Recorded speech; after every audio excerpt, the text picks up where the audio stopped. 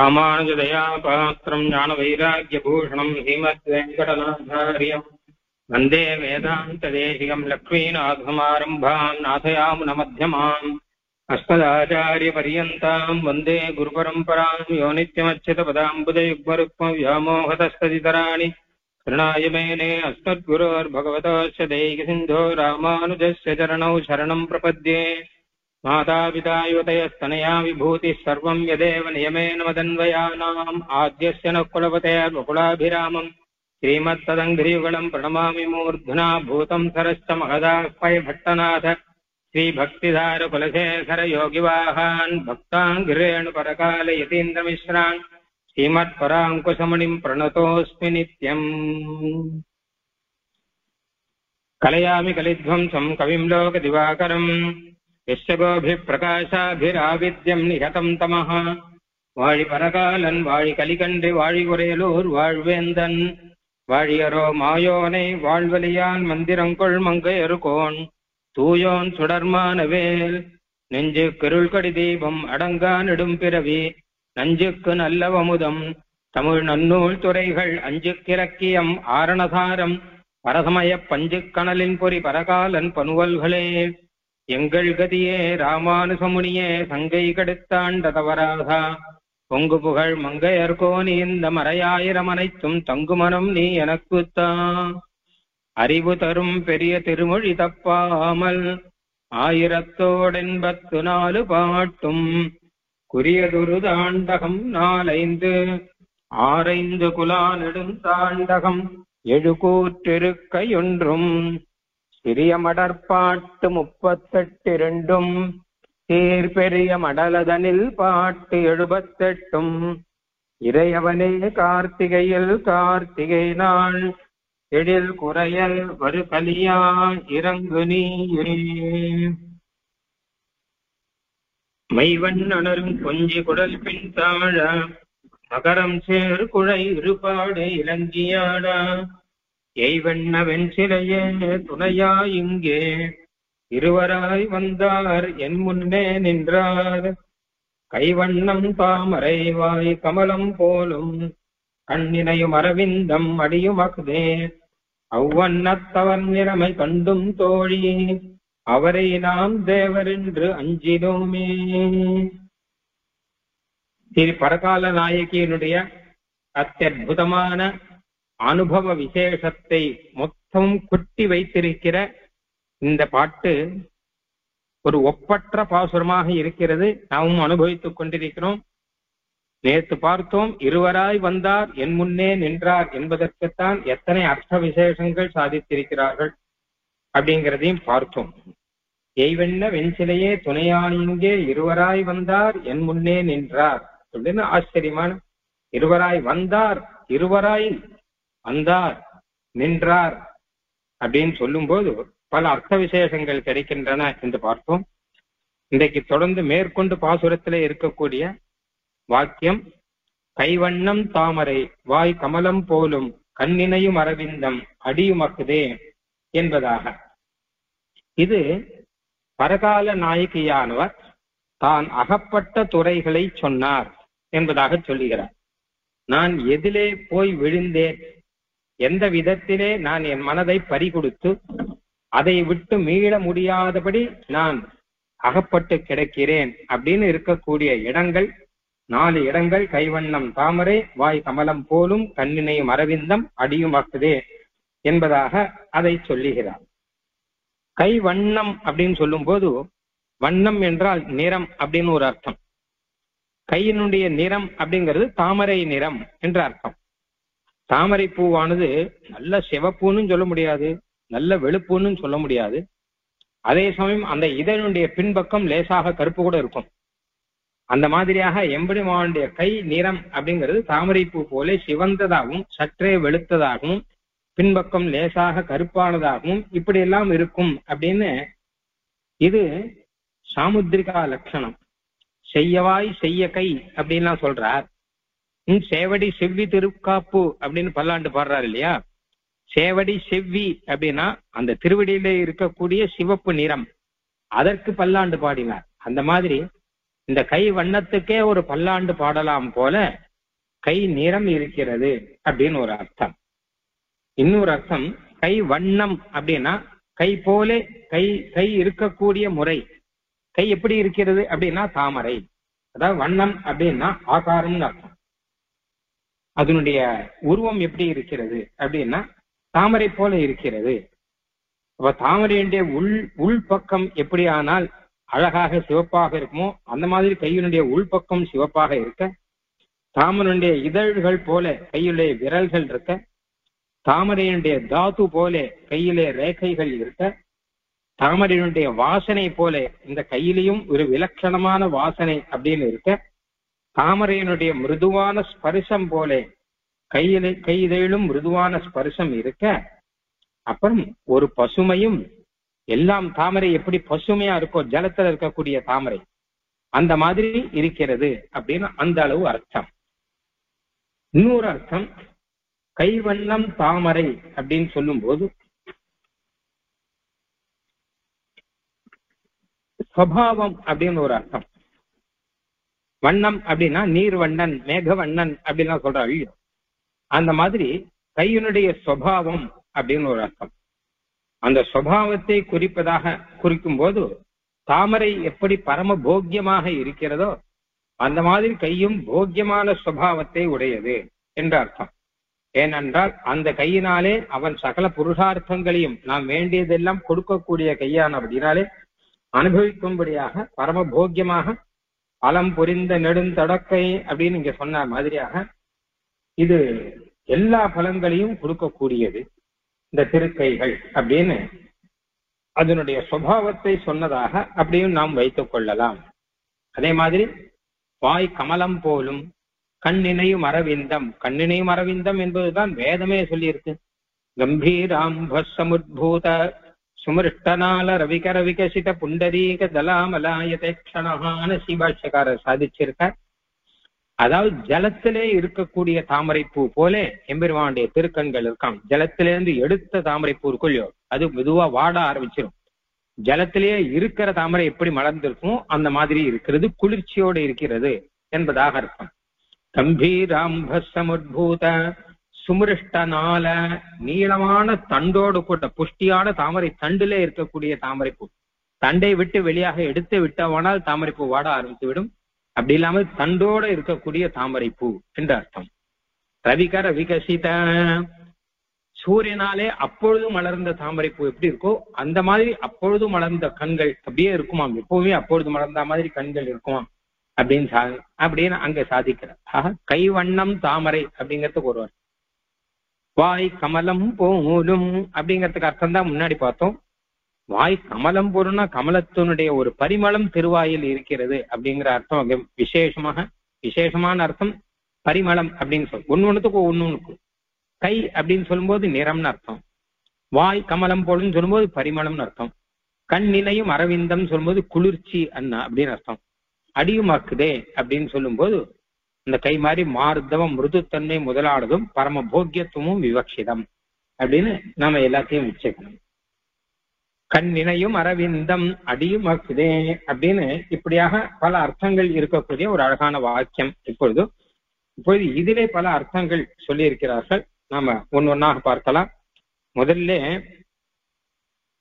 கைவண்ணம் தாமரைன்னு ஆரம்பிக்கும் போது முதலிலே நாயகியானவர் நாயகனோடு முதலிலே பார்த்து பரிச்சயம் பண்ணக்கூடிய சமயத்திலே நாயகி சொல்லக்கூடிய வார்த்தை இது அப்படிங்கிற விதத்திலே நாம் முதல்ல பார்க்கிறோம். இப்போ கைவண்ணம் தாமரை வாய் கமலம் போலும் கண்ணினையும் அரவிந்தம் அடியுமக்குனே.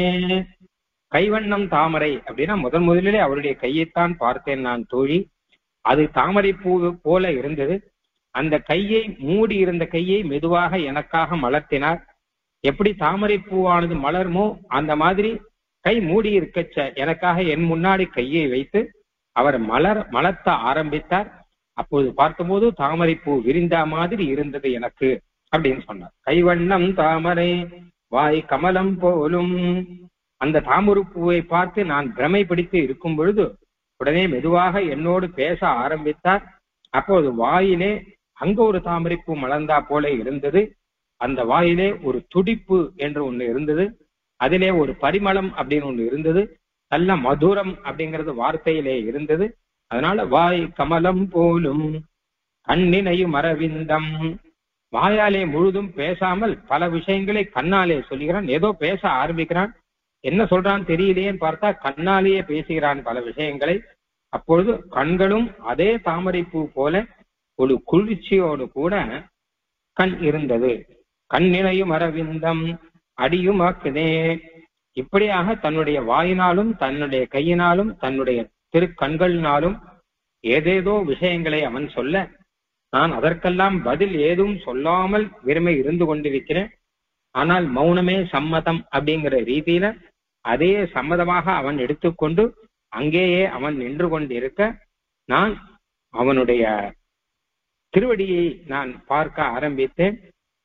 ஏன்னா நான் தோற்று விழுந்த இடம் அந்த திருவடியை பார்க்கும்போது அடியும் அக்குதே. திருவடி கூட தாமரை போல இருக்கிறது, நிலத்திலே கூட தாமரை வருமா, ஜலத்திலே இருக்கிற தாமரை நிலத்திலே வருமா என்று கேட்கும்படியாக திருவடி இருந்தது பார் அப்படின்னு தோழியிடம் சொன்னார். இந்த விஷயத்தை நம்ம முதலே ஏறக்குறைய பார்த்தோம்.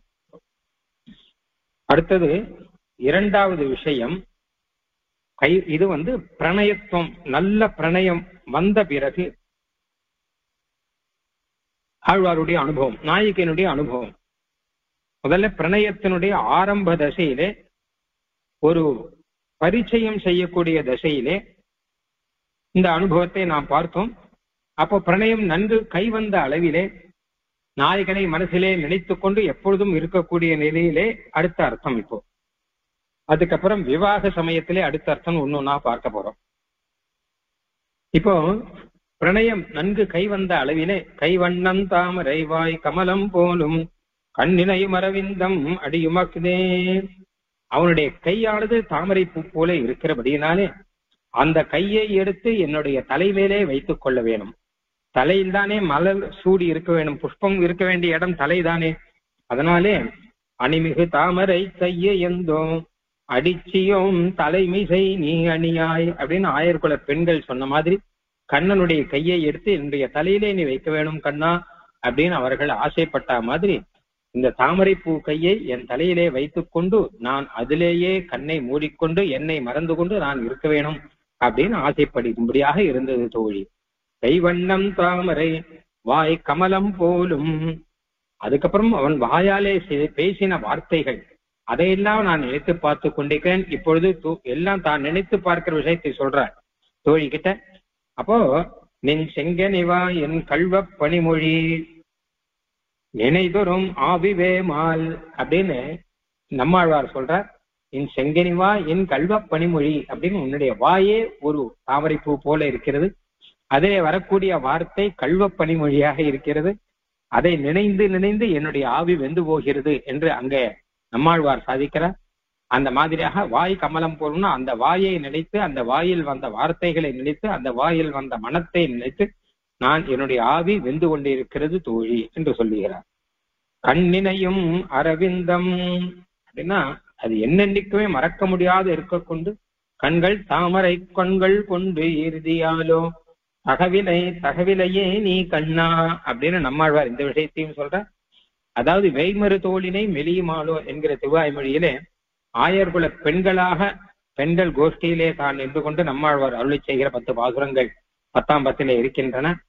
அதுல இந்த அனுபவம் மொத்தம் நம்மாழ்வாருக்கு அங்கே பராங்குஷ நாயகிக்கு இருக்கக்கூடிய அனுபவம் இங்கே பரகால நாயகிக்கு இருக்கிறதாக நாம் அனுபவிக்கலாம். தாமரை கண்கள் கொண்டு இறுதியாவோ கண்ணா உன்னுடைய தாமரை கண்களை கொண்டு எங்களுடைய மனசை நீ பிளக்கலாமா அப்படின்னு அதே நான் நினைந்து நினைந்து என் மனம் பிளந்து போகும்படி ஆகிறதே தோழி அப்படின்னு. கண்ணினையும் அரவிந்தம் அடியும் அக்குதே, உன்னுடைய திருவடியும் அதுதான். ஏன்னா அடிச்சியோம் தலைமிசை நீ அணியாய் ஆழியம் கண்ணா உன் கோலப்பாதம் அப்படின்னு அதே வேய்மறு தோலினிலே நம்மாழ்வார் சாதிக்கிற. கண்ணா உன்னுடைய திருவடியை எங்கள் மேனியிலே நீ வைக்க வேணும் என்பதாக. இது பாகவதத்திலும் ரொம்ப பிரசித்தம். கண்ணன் இருக்கும்போது கண்ணனுடைய மெதுவான திருவடிகள் பூ போல இருக்குமா. அந்த திருவடியை எடுத்து கண்ணிலே ஒத்திக்கணும் முதல்ல தோணும், தலையில வைத்துக் கொள்ளணும் தோணும், கையிலே வைத்து அதை வருடுவதற்கு மனம் இருக்காது. பூவை கையில் வச்சுருக்க மாதிரி திருவடியை கையில் வைத்துக் கொண்டிருப்பார்கள். அதுக்கப்புறம் தன் உடம்பிலே தோளிலேயும் மார்பிலேயும் எல்லா இடத்திலும் அந்த திருவடியை வைத்து வைத்து சந்தோஷப்படுவார்களாம். அந்த மாதிரி அடிச்சியோம் தலைமிசை நீ அணியாய் ஆழியங்கண்ணா உன் கோலப்பாதம் அழகான திருவடியை எங்கள் தலையிலே வைத்து அந்த தலைக்கு புஷ்பம் சூடின மாதிரி உன்னுடைய திருவடி இருக்க வேணும் அப்படின்னு சொல்கிறார்கள். அந்த ரீதியிலே அந்த திருவடி நான் என் கையில் எடுத்து என் கண்ணில் ஒத்தி கொண்டு அதை என் தலையிலே வைக்கும் காலம் என்றோ தோழி அப்படின்னு நான் நினைத்து மறக்க முடியாதபடி அந்த எம்பெருமானுடைய திவ்ய அனுபவங்கள் திவ்ய அவயவங்கள் எனக்கு சேவை சாதிப்பன அப்படின்னு சாதிக்கிறார். கைவண்ணம் தாமரை வாய் கமலம் போலும் கண்ணினையும் அரவிந்தம் அடியுமக்குதே. கட்டாயம் எல்லாரும் கேட்க வேண்டிய திருவாய்மொழி அந்த வேய்மருத்தோளினை என்பது. ஏன்னா இத்தனை அனுபவம் கொட்டி கிடக்கக்கூடிய ஒரு இடம் அது. பசுடேரை மேய்க்க போதும் பசுமாடு மேய்ப்பதற்கு கண்ணன் போவானோ என்கிற ஒரு பயத்தினாலே அவர்கள் அருளி செய்கிற பாசுரம் அதை அங்கே பார்த்தோம். இதற்கடுத்தது மூணாவது விவாக சமயத்திலே, ஏன்னா ஜனக மகாராஜன் திருக்குமாருக்கு ஆனபடினாலே விவாக சமயத்திலே அந்த கைவண்ணம் தாமரை என்பதனுடைய அர்த்தங்களை எல்லாம் மனசிலே வைத்துக் கொண்டு சொல்லுகிறார் அப்படின்னு அர்த்தம். கைவண்ணம் தாமரை விவாகத்திலே விஹித்வா கரபத்மாபியாம் சீதாயா பாதம். விவாக சமயத்துல கையை பிடிக்கிறார் இல்லையா முதல்ல. அப்ப கை ஸ்பர்சம் அப்படிங்கிறதா முதல்ல வரக்கூடிய ஸ்பர்சம் அப்படிங்கிறது பாணிகிரகண சமயத்திலே வரக்கூடிய கை ஸ்பர்சம் அப்படிங்கிறதா இருக்கு. அதனாலே அப்போ கையை பிடிக்கும் போது அப்போ கையை பிடித்தோமா இல்ல தாமரையை பிடித்தோமா அப்படின்னு தோன்றதா. ஏன்னா சீதா பிராட்டியானவர் எப்பவுமே தாமரையை கையில் வைத்துக் கொண்டிருப்பார்.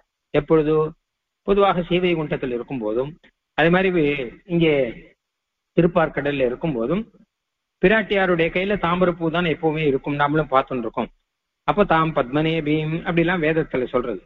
அந்த தாமரைப்பூவை கையில வச்சுட்டு இருக்கவர் இப்ப சீதா பிராட்டியாக அவதாரம் பண்ணும் போது அவர் மானுஷ ஸ்திரியா இருக்கார். அந்த திவ்யமான தாமரைப்பூவெல்லாம் வச்சுட்டு வந்துட்டார். ஆனா இங்க பெருமாள் பாணிகிரகம் பண்ணும்போது அவருக்கு தன் கையிலே இருக்கக்கூடிய தாமரைப்பூ அவருக்கு நினைவுக்கு விட்டதாம். அது மட்டுமல்ல, அந்த கையினாலே சீதா பிராட்டியாருடைய காலை பிடிக்கிறார். அம்மி மிதிக்க செம்மையுடைய திருக்கையால் தாழ் பற்றி அம்மி மிதிக்க கணா கண்டேன் தோழி நான் அப்படின்னு ஒரு மூல்யோ. அந்த மாதிரி செம்மையுடைய திருக்கை அப்படின்னு சிவந்த திருக்கை அந்த திருக்கையால் தாழ் பற்றி என்னுடைய பாதத்தை பிடித்தான் ஆண்டாள் நாச்சியாருடைய வார்த்தை. அப்போ அம்மி மிதிக்கும் போது கைவண்ணம் தாமரை ஏன்னு கேட்டா, சில பேர் தன்னுடைய கையினாலே இந்த பெண்ணுடைய மனப்பெண்ணுடைய காலை பிடிச்சான்னு வச்சுக்கோங்க, அதுக்கு அந்த அம்மியே பரவாயில்ல போல இருக்கும். இவா கை அத்தனை ரஃபா இருக்கும், இதுக்கு அம்மியே சாஃப்டா இருக்குங்கிற மாதிரி இருக்கும். அந்த மாதிரி இல்லாமல் தாமரை பூ மாதிரி ஒரு கையினாலே என்னுடைய திருத்தாளை பற்றி அம்மி மிதிக்க செய்தான் அப்படின்னு சொல்ற மாதிரியாக இருக்கக்கூடிய மிருதுவான திருக்கரங்கள் அப்படின்னு அர்த்தம். கைவண்ணம் தாமரை வாய் கமலம் போலும். அடுத்த விவாக சமயத்திலே சில மந்திரங்கள் எல்லாம் சொல்லும் போது ஆதிஷ்டேமம் அஸ்மானம், இந்த கல்லிலே ஏறி நில்லு முதலானதெல்லாம் சொல்லுகிறார் இல்லையா. இந்த மாதிரி மந்திரங்கள் எல்லாம் சொல்லும் போது வாய் கமலம் போலும் அப்படின்னு வாயிலே ஆச்சரியமான திவ்ய கந்தம் வர அந்த மந்திரம் சொல்லக்கூடிய அழகு அப்படின்னு ஒண்ணு இருக்க, அதை வாயை திறந்து உச்சரிக்கும் போது தாமரைப்பூ மெதுவாக மலர்ந்தது போல இருக்க, அப்போ வாய் கமலம் போலும் அப்படின்னு. அப்புறம் இவர் வாயில் நல்வேதமோதும் வேதியர் வானவராவர் தோழி என்று அருளி செய்த ரீதியிலே அந்த மந்திரங்களும் இவருக்கு பரம போக்கியமாக இருக்கின்றன நாயகிக்கு அப்படின்னு அர்த்தமாச்சு. அப்புறம் கண்ணினையும் அரவிந்தம், இந்த விவாக மந்திரத்திலே ஒருவருக்கொருவர் பார்க்க வேணும் அப்படின்னு இருக்கணும். மாற்றம் இல்லாமல் இமாகும் சமே தபஸ்யத அப்படின்னு வரும் விவாகத்திலே. இதோ இவளை மொத்தமாக பார் அப்படின்னு ஒரு மந்திரம் இருக்கு அதுல. அந்த மாதிரியாக ஏன்னா பெண்ணை பார்க்க வேண்டும், பெண்ணானால் பிள்ளையை பார்க்க வேணும் அப்படின்னு இருக்கு. அந்த மாதிரி தன்னுடைய கண்ணினாலே எம்பெருமான் நாயக்கன் பார்க்கும் போது கண்ணினையும் அரவிந்தம் அப்படின்னு திருக்கண்ணும் தாமரை பூ போல இருக்கிற அழகை பார்த்தேன், தாமரை மலர்ந்தா போலே கண் இருப்பதை பார்த்தேன், அடியுமாக்குதேன். கடைசியில என்னுடைய தாழ் பற்றி அம்மி மிதித்து சப்தபதி என்கிற 7 அடி எடுத்து நடக்கும்போது கூடவே அவனும் நடந்து வரணும். ஒவ்வொரு அடியாக எடுத்து வைத்து முதல்ல அந்த நாயகி அதாவது கல்யாண பெண்ணினுடைய காலை பிடித்து எடுத்து வைக்கணும், பின்னாடியே இவரும் நடந்து வரணும் அப்படின்னும் போது அப்பதான் பார்த்தேன் என்னுடைய பாதத்தை காட்டிலும் அழகாக அவருடைய பாதம் இருக்கும் போல இருக்கிறதே அப்படின்னு ரொம்ப ஆச்சரியமாக இருக்கிறதே நான் கவனித்தேன். அப்போ கைவண்ணம் தாமரை வாய் கமலம் போலும் கண்ணினையும் அரவிந்தம் அடியுவாக்குதேன்னு சொல்லும் போது விவாக பிரஸ்தாவத்திலே பாணிகிரகணத்திலிருந்து ஆரம்பித்து சப்தபதி வரைக்கும் அங்கே எப்படியானால் நாச்சியார் அங்கே வண்ணமானங்கள் நாச்சியார் அங்கே வாரணம் அதிலே வாரணம் 1000 அனுபவிக்கிறாரோ அந்த மாதிரி ஒண்ணும் இவருக்கு நினைவு வரா மாதிரியாக இருக்கின்றன. என் கையை பிடித்து கொண்டு முன்னாடி நடக்கிறான். அதாவது அந்த சப்தபதியில என்ன அவங்க கேட்டான்னா, ஒரு கையினாலே பிராட்டியாருடைய கையை பிடித்துக் கொண்டிருக்கிறான், இன்னொரு கையினாலே பிராட்டியாருடைய பாதத்தை பிடித்துக் கொண்டிருக்கிறான். அப்புறம் மெதுவாக மந்திரத்தை வாயாலே சொல்லுகிறான், கண்ணாலே பிராட்டியை பார்த்து சிரிக்கிறான். ஏன்னு கேட்டான்னா, சுவாமி தேசியன் யாத்வாபிதயத்துல சொல்றார், ருக்மிணி பிராட்டி விவாக வைபவத்துல ஏகம் விஷய விஷ்ணுஸ்துவான் வேது வே ஊர்ஜே விஷ்ணுஸ்துவான் வேது அப்படின்னு மந்திரம். அதுல ஸ்ரீனி விரதாய விஷ்ணு ஒவ்வொரு அடிக்கும் ஒவ்வொரு மந்திரம். அந்த மந்திரத்தை சொல்லுகிறான் கண்ணன் சொல்லுகிறான், இல்ல இங்க ராமர் சொல்லுகிறார். ஒவ்வொரு அடியிலும் விஷ்ணு கூட வருவார்னு சொல்லும் போது அந்த பிராட்டியை பார்த்து சிரிக்கிறான். ஏன்னா சாட்சாத் விஷ்ணுவே வந்துட்டு இருக்கார். நம்மளா மந்திரத்துல சொல்றோம் ஒவ்வொரு அடியிலும் விஷ்ணு கூட வரட்டும். அதான் வாழ்க்கையில நாம எடுக்கிற ஒவ்வொரு ஸ்டெப்பிலும் பகவான் விஷ்ணு கூட இருக்கணும் அப்படிங்கிற அர்த்தத்துல அந்த மந்திரம் இருக்கு. அந்த மாதிரியாக நீ சொல்லும்போது விஷ்ணு ஸ்வான் வேத்துன்னு சொல்லிட்டு விஷ்ணுவே வந்துட்டு இந்த மந்திரத்தை சொல்லி உன்னோட விஷ்ணு வருவான்னு சொன்னா இப்படி இருக்கும், வேடிக்கையா இருக்கும். அந்த மாதிரி வாயாலே மந்திரத்தை சொல்லிட்டு இருக்கான். அப்போ அந்த சப்தபதி பிரகரணத்துல கையாலே பிராட்டி கையும் காலையும் பிடித்துக் கொண்டிருக்கிறான், வாயாலே மந்திரம் சொல்லி கொண்டிருக்கிறான், கண்ணாலே பிராட்டியை பார்த்து சிரித்து கொண்டிருக்கிறான். அதுக்கப்புறம் கால் அடி எடுத்து சப்தபதியில இவனும் 7 அடி எடுத்து வைக்கணும் இல்லையோ, இவனும் எடுத்து வைத்துக் கொண்டிருக்கிறான். நாளும் சேர்ந்து இருக்கக்கூடிய விவாக பிரகரணத்துல இப்படியாக அனுபவிக்கிறார். கைவண்ணம் தாமரைவாய் கமலம் போலும் கண்ணினையும் அரவிந்தம் அடியும் அக்குதே அப்படின்னு இது அர்த்தம். அதுக்கப்புறம் விவாகம் முடிந்து போக சமயத்திலே நாயகனும் நாயகியுமாக பரஸ்பரம் அப்ராகிருதமான போகமாக இருந்தாலும் அந்த போக சமயத்திலே அந்த அனுபவம் எப்படி இருந்தது என்பதை சொல்லுகிறார் அப்படின்னு வைத்துக் கொள்ளலாம். கைவண்ணம் தாமரை, கையினாலே அந்த நாயகியினுடைய அங்கங்களை எம்பெருமான் கையை பிடித்தும் அவருடைய தோளை பிடித்தும் அவருடைய வாயை பிடித்தும் அந்த மாதிரி எல்லாம் கையினாலே சில ஸ்பர்சங்கள் செய்யும் போது கை தாமரை பூ போல குளிர்ச்சியாகவும் மிருதுவாகவும் இருக்கிறதை பார்த்தேன், அனுபவித்தேன் அர்த்தம். வாய் கமலம் போலும் அப்படின்னு அந்த சமயத்திலே வாயாலே சில வார்த்தைகளை சொல்லிக் கொண்டு பிரணயபரமான சில வார்த்தைகள், அவளுடைய அழகை பற்றிய சில பிரசம்சா வார்த்தைகள், எப்படிப்பட்ட அழகு உன்னுடைய அழகு என்று சொல்லிக் கொண்டு இருக்கக்கூடிய வார்த்தைகள், இதெல்லாம் கேட்க கேட்க மதுரமாக இருக்கக்கூடிய வார்த்தைகள். அப்போ வாய் கமலம் போல இருக்கிறது என்பதை பார்த்தேன். கண்ணினையும் அரவிந்தம், அது மட்டும் இல்லாமல் கையினாலே மட்டும் இல்லாமல் வாயினாலே மட்டும் இல்லாமல் கண்ணாலே அவன் பூர்த்தியாக என்னை பார்க்கும் பொழுது அப்போ அந்த கண் இருக்கக்கூடிய அழகையும் பார்த்தேன்.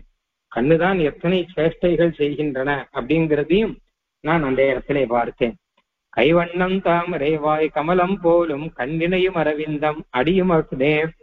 கடைசியாக அவன் என்னை கூட்டு தன் மடியிலே இருக்க வைத்து தன் மடியிலே கிடக்க வைத்து அவன் என்னோடு வார்த்தை பேசிக் கொண்டிருந்து கையினாலும் கண்ணினாலும் என்னை அளந்து கொண்டிருந்தான் அப்படின்னும் பொழுது அவனுடைய மடியிலே படுத்துக் கொண்டிருக்கும் போது அந்த தாமரை பூவானது திருவடியே ஒரு தாமரை பூவாக இருக்கு.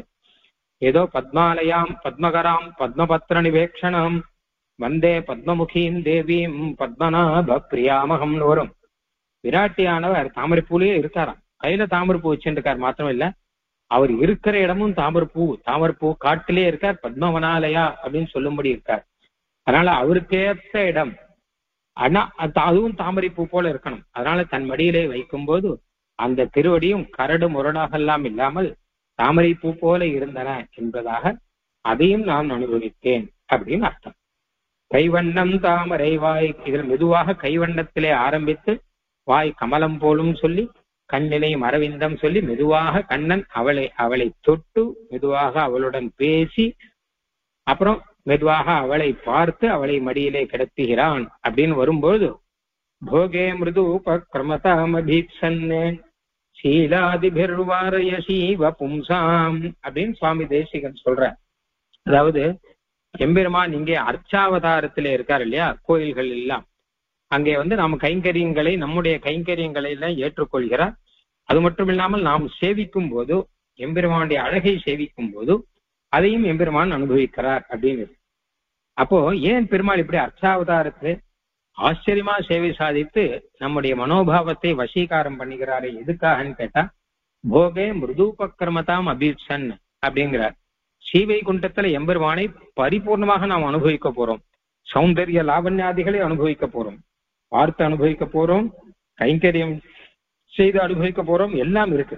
இருந்தா கூட அந்த சௌந்தர்ய லாவண்யத்தை பார்த்து அனுபவிப்பதற்கு முன்னாடி அந்த அனுபவங்கிறது மிக அதிகமா இருக்கும். அதுக்கு முன்னாடி மிருதுவா ஆரம்பிக்கலாம். எப்பவுமே காமசாஸ்திரத்திலே மிருதுபக்கிரமம் அப்படின்னு ஒண்ணு சொல்லியிருக்கார்கள். அதாவது அனுபவத்திலே கொஞ்சம் கொஞ்சமாக இறங்கணும்.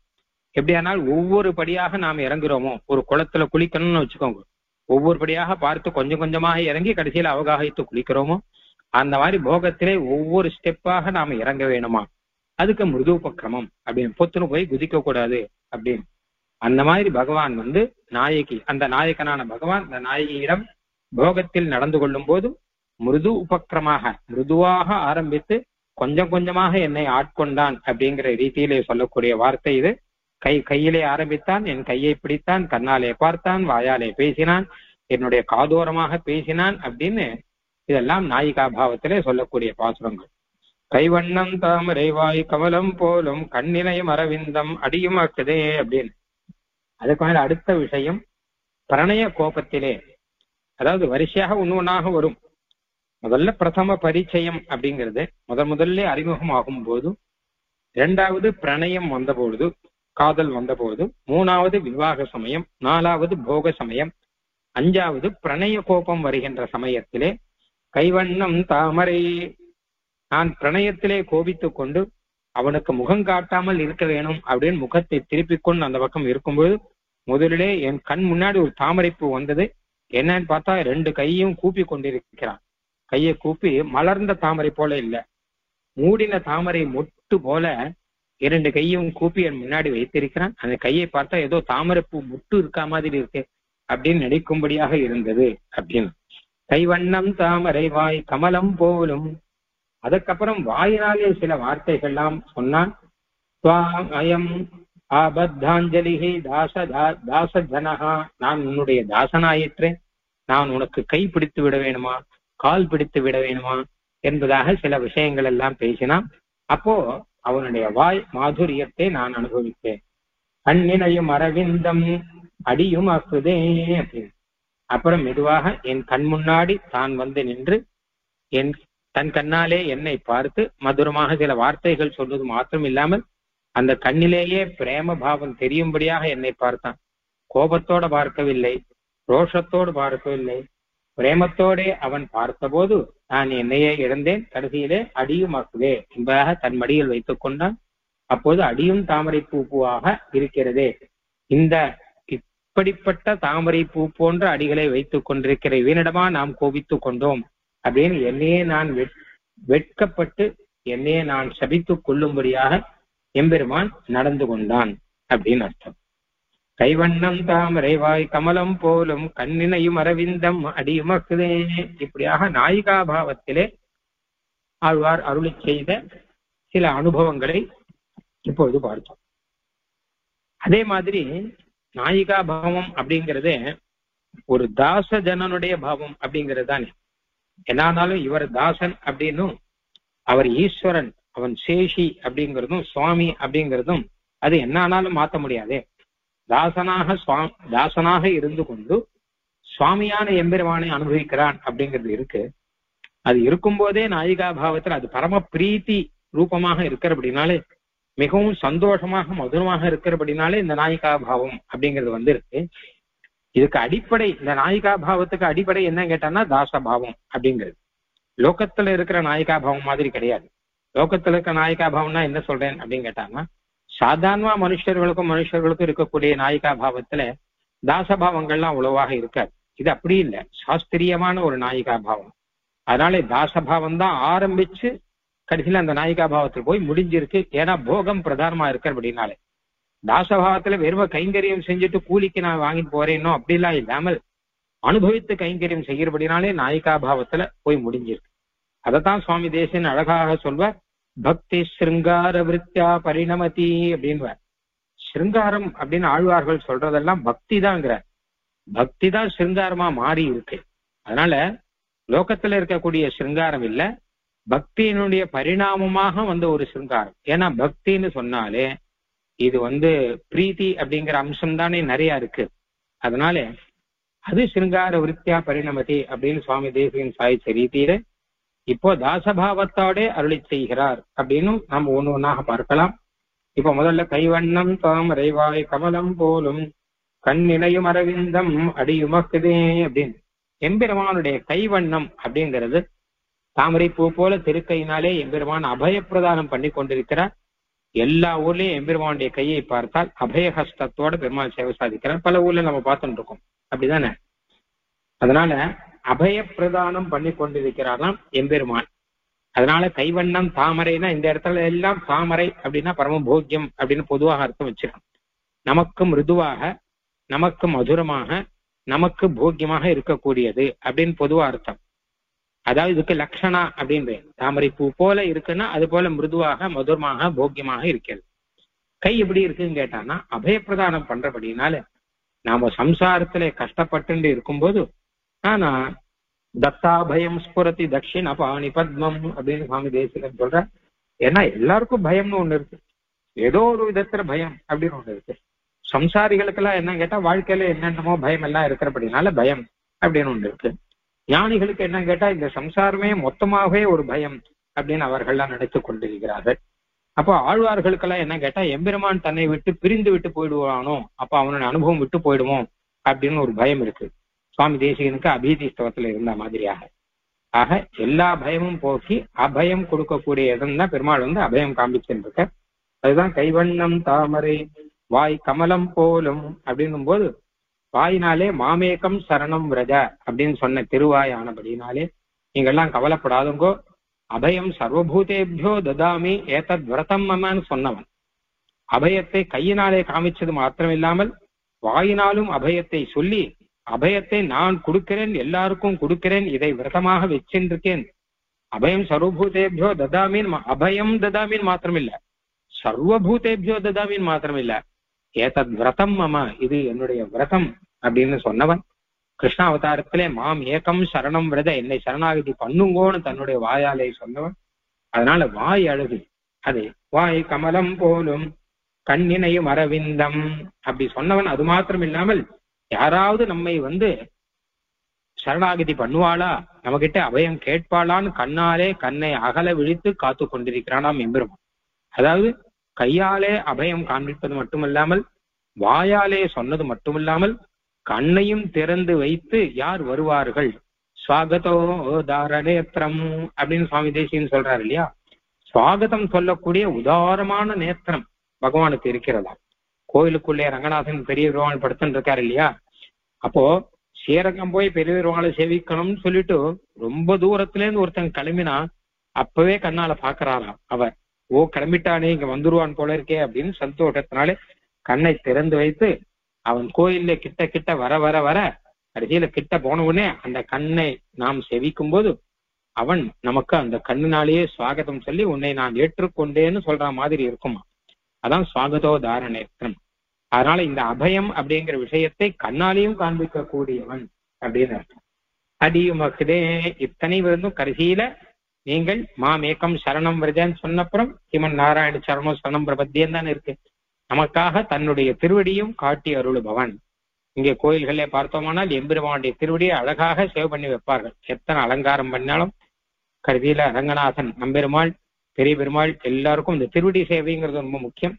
ஏன்னா நமக்கெல்லாம் அதுதான் பிரதானம் அப்படிங்கிறபடினாலே அபய பிரதானத்திலே கை எப்படி அபயம் பண்ணுகிறாரோ அந்த மாதிரி திருவடி நம்ம தலையினாலே வணங்க வேண்டிய இடம். சரணம் சரணம் பிரபத்தியதானே. அதனால இந்த நாளையும் முக்கியமாக சொல்லுகிறார். கைவண்ணம் தாமரை வாய் கமலம் போலும் கண்ணினையும் அரவிந்தம் அடியுமக்குதே அப்படின்னு சொல்லும்படியாக பெருமாள் சேவை சாதிக்கிறார் அப்படின்னு முதல் அர்த்தம். அப்படி பெருமாள் என்னை சரணாகதி பண்ணுங்கோ அப்படின்னு சொல்லச்ச இந்த விஷயங்களை எல்லாம் கேட்டு எம்பெருமானுடைய திருக்கைகளை பார்த்து, எம்பெருமானுடைய திருக்கண்ணை பார்த்து, எம்பெருமானுடைய திருவடிகளிலே ஆச்சாரிய முகமாக சரணாகதி பண்ணிட்டான் ஒருத்தன். சரணாகதி ஆயிடுத்துன்னு சொல்லிட்டார் ஆச்சாரியர். நீ கவலையப்படாத, எம்பெருமானுடைய குழந்தை இனிமே நீ வேற யாரை சேர்ந்தவனும் அல்ல, நீ எம்பெருமானை சேர்ந்தவன் தான். அவனோட கூடவே இருந்து கொள்ளு, அவனுக்கே கைங்கரியம் பண்ணி கொண்டிருன்னு உபதேசங்கள்லாம் பண்ணார். இவனும் சரின்னு சொல்லிட்டான். அதுக்கப்புறம் போய் எம்பெருமானை போய் சேவிக்கிறான். இப்ப பார்த்தா வேற ஒரு அர்த்தம் கிடைக்கிறது. முதல்ல பார்க்கும்போது என்ன அர்த்தம் கிடைச்சுன்னு பார்த்தோம் இல்லையோ, இப்ப மறுபடியும் போய் எம்பெருமானை சேவிக்கிறான். கைவண்ணம் தாமரை சரணாகதி பண்ண அப்புறம் கைவண்ணம் தாமரை வாய் கமலம் போலும் கண்ணினையும் அரவிந்தம் அடியுமக்குதே அப்படின்னு இந்த இடத்துல கைவண்ணம் தாமரை இந்த எம்பெருமானுடைய கையினாலே அப்ப இப்பவும் அபயப்பிரதானம் மாதிரி எம்பெருமான் கையை இப்படி வச்சுட்டு இருக்கான். அதான் அபயம் கொடுக்கிறேன்னு சொல்லியாச்சு, நாம சரணாகதி பண்ணியாச்சு, அபயம் பண்ணியாச்சு, கொடுத்தாச்சு. மறுபடியும் எம்பெருமான் இருக்கா அப்படி வச்சுட்டு இருக்கார் அப்படின்னா போரும்பா, இனிமே மறுபடியும் சரணாகதி பண்ணிடாதேன்னு சொல்றாங்க. இனிமே நீ வேற உபாயம் எதுவும் பண்ண வேண்டாம், நிறுத்திக்கொள். கையினாலே இப்படி காமிச்சானா நிறுத்திக்கொள், போரும் அப்படின்னு தான் அர்த்தம். போரும் அப்படிங்கறத கையினாலே நாம் எப்படி காமிப்போம், அந்த மாதிரி பெருமாள் காண்பிக்கிறாராம். பிராய பிரவதனே பும்சாம் பௌன புண்ணியம் நிவாரையன்னு அஸ்த ஸ்ரீரங்க பர்த்துர்மாம் அவ்யாத் அபயமுத்திரகான் சுவாமி தேசிகனுடைய ஸ்லோகம். ரங்கநாதனுடைய அபயமுத்திரமான கையினாலே ஒரு செய்தியை நமக்கு சொல்லுகிறார். நீங்கள் ஒரு தடவை சரணாகதி பண்ணாலே போரும், இனிமேல் வேறு செய்ய வேண்டாம் அப்படின்னு. இதே விஷயத்தை தேவை பெருமாள் விஷயத்திலும் அமையவினி என்பவர் போல் அஞ்சல் என கரம் வைத்து தமதனைத்தும் அவர் தமக்கு வழங்கியும் தான் மிக விளங்கும் அமையுடைய அருளாளர் அடியினகள் அடைந்தேனே அப்படின்னு சொல்றாரு இல்லையா. அந்த ரீதியில பெருமாளுடைய அபயப்பிரதான ஹஸ்தத்தையே நாம சரணாகதி பண்றதுக்கு முன்னாடி அபயப்பிரதான ஹஸ்தம், சரணாகதி பண்ண அப்புறம் என்ன அப்படின்னு கேட்டா அப்பதான் பயம் இல்லையே நமக்கு. அப்ப என்ன கேட்டான்னா வாரண ஹஸ்தம் இது. இனிமேல் மறுபடியும் நீங்கள் எதுவும் பண்ண வேண்டாம், நான் இருக்கிறேன் உங்களுக்கு அப்படின்னு சொல்லக்கூடியதாம் இந்த திருக்கை. இப்ப கைவண்ணம் தாமரை வாய் கமலம் போலும், வாயானது கமலம் போலே. ஏன்னா அப்ப வாயினாலே என்ன வார்த்தை சொல்லுகிறார், முதலிலே சொல்லச்ச அபயம் சர்வபூதேபியோ ததாமின்னு சொன்னார். இப்ப என்னன்னா மித்ரபாவேன சம்பிராப்தம் நத்யஜேயம் கதஞ்சன அப்படின்னு சொல்ற, ஒரு நாளும் நான் உங்களை கைவிட மாட்டேன்னு சொல்ற. மா சுச்சஹா அப்படின்னு சொல்ற, கவலையே படாதுங்கோ, என்னை சரணாகதி பண்ணியாச்சு இல்லையோ, இனிமேல் கவலைப்படக்கூடாது, எந்த காரணத்துக்காகவுமே கவலைப்படக்கூடாது, ஏன்னா நான் உங்களை பார்த்து கொள்கிறேன் அப்படிங்கிற ரீதியில அகந்தா சர்வ பாபேபியோ மோக்ஷயிஷ்யாமி மா சுச்சஹா. சர்வ பாபேபியான்னு சொல்றான் இல்லையா, அப்ப எல்லா பாபத்திலிருந்தும் நான் மோசனம் கொடுக்கிறேன், மா சுச்சஹா கவலைப்பட வேண்டாம் அப்படிங்கிற வார்த்தையை சொல்லி நத்தியஜேயம் கைவிட மாட்டேன் அப்படிங்கிற வார்த்தையும் அவன் சொல்வதாக தெரிகிறது. அதனாலே வாய் கமலம் போலும் கண்ணினையும் அரவிந்தம். இப்ப எம்பெருமான் என்ன கேட்டானா யோசனாபியாம் பிபன்னிவ அப்படின்னு ஸ்ரீமத் ராமாயணத்தில் வரும். விபீஷணாழ்வான் சரணாகதி பண்ணினார், பண்ணச்ச அப்படி விபீஷணாவான் ராமன் பெருமாள் ராமன் முன்னாடி நிக்கறாராம். பெருமாள் கண்ணாலே அவரை பார்த்தாராம், பார்த்தாரும் சொல்லக்கூடாது, கண்ணாலே விழுங்கிட்டார் அப்படின்னு. ஏன்னா அந்த அளவு கண்ணை திறந்து வைத்து பாய்க்கிறாராம். பெருமாளுக்கு கைங்கரியம் பண்றதுக்கு எத்தனையோ பேர் இருக்கா. இளைய பெருமாள் முதல்ல இருந்தே கூட வந்துட்டு இருக்கார், புதுசா வந்தவர் சுக்ரீவன், இன்னும் எத்தனையோ வானரங்கள், இத்தனை பேர் இருக்கச்ச கூட புதுசா விபீஷன் ஒருத்தன் வந்தான்னா ஏதோ பார்க்காததை பார்க்காமதே நமக்கு ஒரு புதுசா ஒருத்தர் கிடைச்சுட்டாரு அப்படின்னு தன்னுடைய லாபமாக கருதி எம்பெருமான் லோச்சனாபியாம் பிபன்னிவன் வால்மீகி சொல்றார், கண்ணாலே அவரை விழுங்கி விட்டார் அப்படின்னு. வாரிக்கொண்டு விழுங்குவன் காண்பில் என்று ஆழ்வுற்ற என்னை விட என்னின் முன்னம் பாரித்து தான் எற்றை என்னை முற்றப் பருகினான் காருக்கும் காட்கரையப்பன் கடியனே அப்படிங்கிற பாசுரத்தை இங்க சொல்லாமல் இருக்க முடியாது. காட்கரையப்பனை சேவிக்கணும் போனேன், என்னுடைய கண்களை திறந்து வைத்துக் கொண்டு போனேன், கண்ணை மூடவே இல்லை.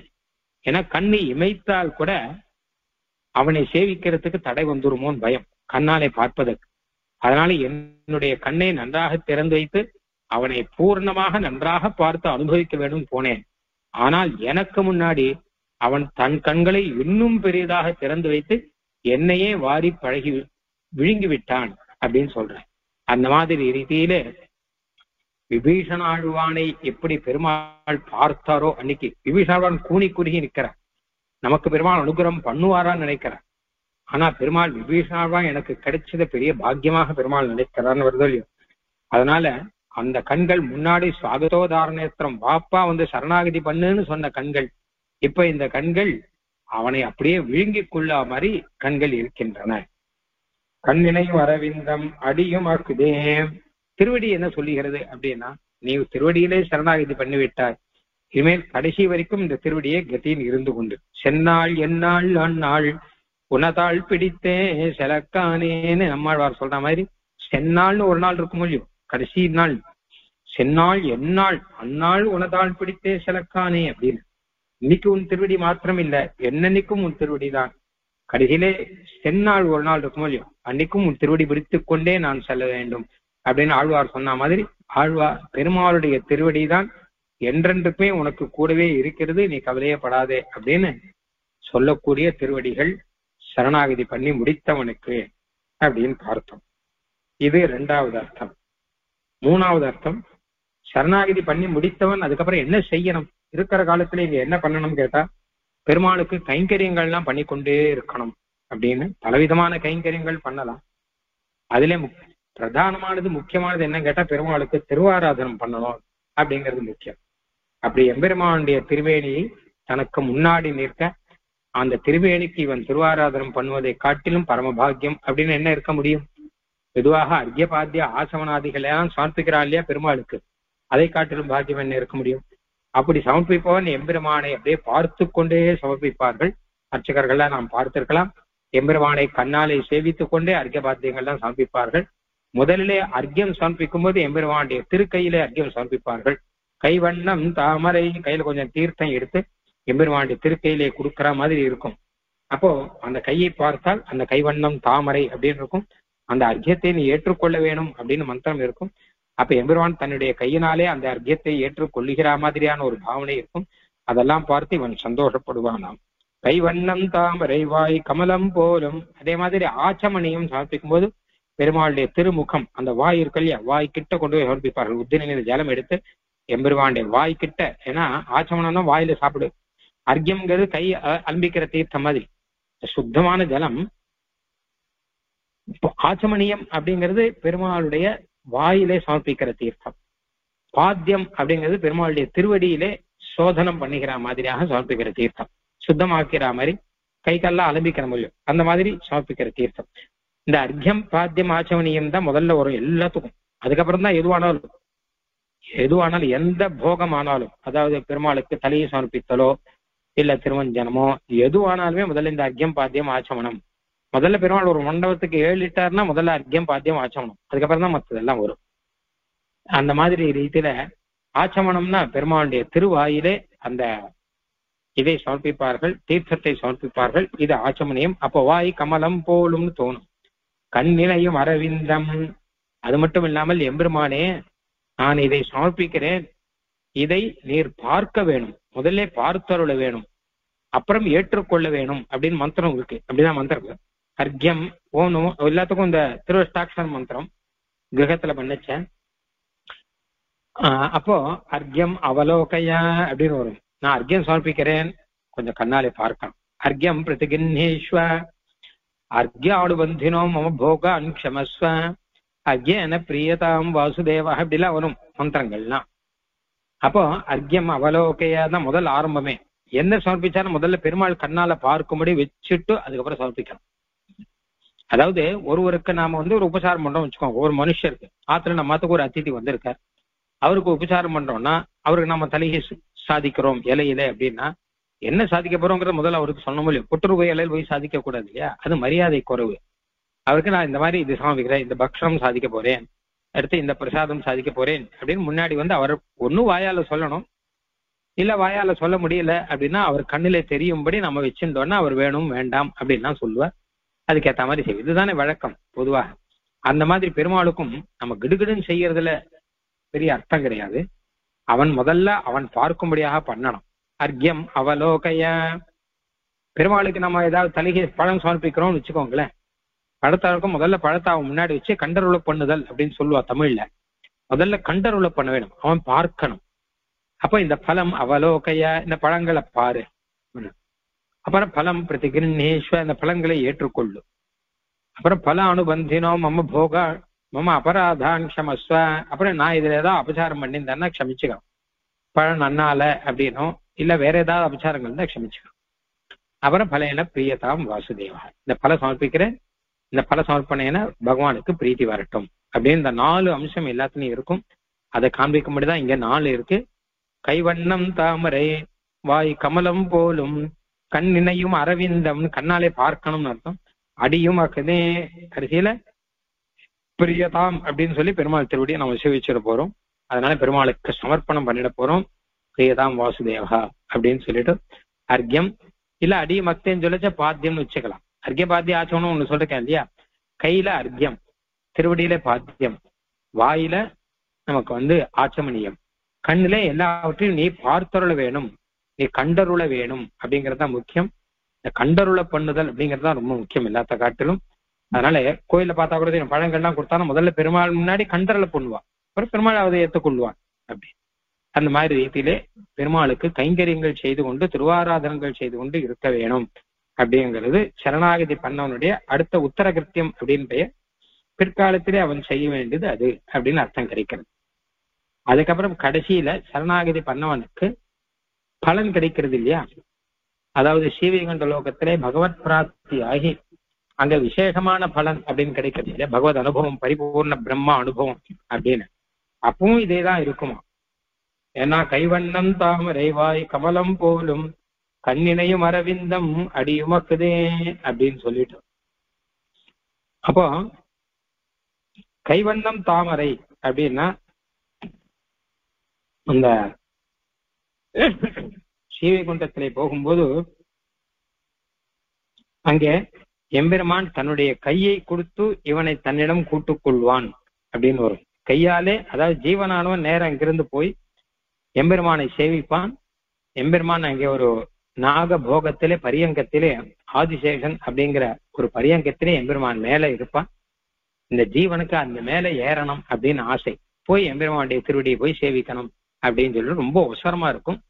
அப்போ எம்பெருமானை கை கொடுத்து அவனை தூக்கி விடுவானாம். அப்பொழுது கைவண்ணம் தாமரை அப்படின்னு அனுபவிப்பான். அப்புறம் அவனை பார்த்து எம்பெருமான் வார்த்தை பேசுவானா, நீ யார், நீ எங்கிருந்து வந்தாய் அப்படிலாம் கேட்பானா. அப்ப ஜீவன் சில வார்த்தைகள் சொல்லுவான். நீர் யாருன்னு கேட்டானா, நானும் ஒன்னே கிடையாது, தேவரீர் தான் நான், தேவர் தான் எனக்குள்ளேயும் இருக்கேன், தேவர் தான் என்னை சரணாகதி பண்ண வச்சேர், தேவரீர் அனுகிரகத்தான் தான் இங்க வந்திருக்கேன்னா ஜீவன் சொல்லுவான். அப்ப அவன் சொல்ற வார்த்தை கேட்டு எம்பெருமான் சிரிப்பாராம், பிராட்டியாரும் சிரிப்பாராம். ஏன்னா எவ்வளவு அழகா பேசனான் என்பதாக நினைத்து, ஆக கைவண்ணம் தாமரை வாய் கமலம் போலும் கண்ணினையும் அரவிந்தம், அப்புறம் கண்ணாலே அவனை குளிர கட்டாட்சங்கள் எல்லாம் பண்ணி, கதா மாம் அவலோகைஷின்னு ஒரு கத்தியத்துல எப்பொழுது உதாரமான அவலோகனம் என்னை நீ பண்ண போகிறாய். ஸ்ரீவைகுண்டத்துல உதாரமான அவலோகனம் பெருமாள் பண்ணுவாராம். உதாரமான அவலோகனம்னா என்ன கேட்டானா, கண்ணனாலே அவனுடைய ஔதாரியங்கள்லாம் தெரியும்படி நீ அங்க போய் இருந்து கொள்ளு அப்படின்னு கண்ணாலேயே சொல்லும்படியாக எம்பெருமான் இருப்பானாம். அதிலே எம்பெருமானுடைய பரம அனுகிரகமும் பரம கிருபையும் தெரியும்படியான ஒரு அவலோகம், ஒரு பார்வை, அதை எம்பெருமான் வைப்பான் என்பதாக இருக்கு. ஆக வாய் கமலம் போலும் அப்படின்னா சில ஆஜ்ஞைகள் பண்ணுவானாம். நீ இந்த காரியத்தை செய்து கொண்டிரு அப்படின்னு. நீ இப்ப வந்திருக்க இல்லையா, நீ அங்க போய் உட்காந்துக்கோ, நேரம் உங்க ஆச்சாரியன் இருக்கார், அவரை சேவிச்சுட்டு நீ 4000 ஒன்னும் சொல்லி கொண்டிரு அப்படின்னு பெருமாள் சொல்லுவானாம். அந்த பரிச்சரியாயாம் மாம் ஆஜ்ஞாபயிஷ்யசி அப்படின்னு பெருமாள் ஆஜ்ஞாபனம் பண்ண உடனே அடியேன்னு அதை கேட்டு ரொம்ப சந்தோஷத்தோட அங்கே இருப்பதற்கு இவன் நினைப்பான். அப்புறம் அடியும் வக்குதே அப்படின்னு பெருமாளுடைய திருவடியிலேயே தன்னுடைய முடியை இவன் வைக்க பெருமாள் பரம அனுகிரகம் பண்ணுவான் அப்படின்னு இருக்கு. அங்க எம்பெருமானுடைய திருவடி கீழே குற்றேவல்கள் அப்படின்னு தானே செய்யறது தானே இவன் போறான். அதனாலே எல்லாரை போல அந்த திருவடி கைங்கரியம் அப்படிங்கிறதும் இவனுக்கு பிராப்தமா இருக்கும். கைவண்ணம் தாமரை வாணி கமலம் போலும் அத அழகா சொல்றார். ஸ்ரீவிக்ரமத்வ சரணாம்புஜத்வயம் கதா புனசங்க ரதாங்க கல்பக துவஜாரவிந்தாங்குஷ வஜ்ரலாஞ்சனம் திருவிக்ரமத்வ சரணாம்புஜத்வயம் மதிய மூர்தானம் அலங்கரிஷ்யதி. திருவிக்ரமா, உன்னுடைய திருவடி தாமரையை என் தலையிலே நீ எப்பொழுது வைக்கப் போகிறாய், நீ என்றைக்குதான் நீ உன்னுடைய திருவடி தாமரையை என் தலையிலே வைக்கப் போகிறாய் அப்படிங்கிற. அதாவது என்ன அர்த்தம் கேட்டா, ஸ்ரீவைகுண்டத்துல போனா அந்த பாக்கியம் கிடைக்கும் போல இருக்கு. எம்பெருமானுடைய திருவடி தாமரையை நம் தலையின் மேலே எம்பெருமான் வைத்து பரம அனுகிரகம் செய்வான் என்பதாக தெரிகிறது. அத கதா அப்படிங்கிற எப்போது அது கிடைக்கும் அப்படிங்கிற அந்த மாதிரியாக அந்த நிலையில ஸ்ரீவைகுண்டத்திலே அந்த பாக்கியம் கிடைக்கும். அப்போ இந்த கைவண்ணம் கால் வண்ணம், கைவண்ணங்கிறதுக்கு 2 அர்த்தம் உண்டு இல்லையோ. கையினுடைய சுபாவம், கையினுடைய பிரகாரம், கைவண்ணம் அங்கு கண்டேன் கால் வண்ணம் இங்கு கண்டேன் கம்பன் சொல்ற மாதிரியாக இந்த எம்பெருமானுடைய கைவண்ணம் கால்வண்ணம் கண்வண்ணம் எல்லாவற்றையும் ஸ்ரீவைகுண்ட லோகத்திலே அவன் பரிபூர்ணமாக அனுபவிப்பான் அப்படின்னு இருக்கு. கடைசியில அடியுமாக்குதே அப்படின்னு அவன் திருவடி கீழே இவன் கைங்கரியம் பண்ணி கொண்டிருப்பான். அந்த திருவடியை தன் தலையிலே வைத்து ஆனந்தப்பட்டு கொண்டிருப்பான். அப்பொழுது எம்பெருமான் செய்கிற லீலை, ஜெகத் சிருஷ்டி, ஜெகத் ரக்கணம் முதலான லீலைகளை எல்லாம் இவன் பூர்ணமாக பார்த்து அந்த எம்பெருமானுடைய திருவேணியும் அனுபவித்து அதையும் அனுபவித்து உபய விபூதி விசிஷ்டனான எம்பெருமானை அனுபவித்துக் கொண்டிருப்பான் அப்படின்னு வருது. ஆக இங்கே சரணாகதி பண்ணி கொண்டிருக்கக்கூடிய ஜீவன் அவன் மோட்சத்துக்கு போகிற வரை இவனுடைய ஒவ்வொரு நிலையிலும் எம்பெருமானுடைய கைகள் கண்கள் முதலானதை அனுபவித்துக் கொண்டே இருக்கலாம் அப்படிங்கிறதையும் இந்த பாட்டிலே ஆழ்வார் சொல்லிக் கொள்கிறார் அப்படின்னு சொல்லலாம். கைவண்ணம் தாமரைவாய் கமலம் போலும் கண்ணினையும் அரவிந்தம் அடியுமக்குதே அவ்வண்ணத் அவர் நிலவை கண்டும் தோழி அவரை நாம் தேவர் என்று அஞ்சினோமே அப்படின்னு அடுத்த வரி இருக்கு. இந்த வரியினுடைய அர்த்தங்களை எல்லாம் நாம் நாளைக்கு பார்க்கலாம். ஆழ்வார் எம்பெருமானார் தேசிகன் திருவடிகளே சரணம்.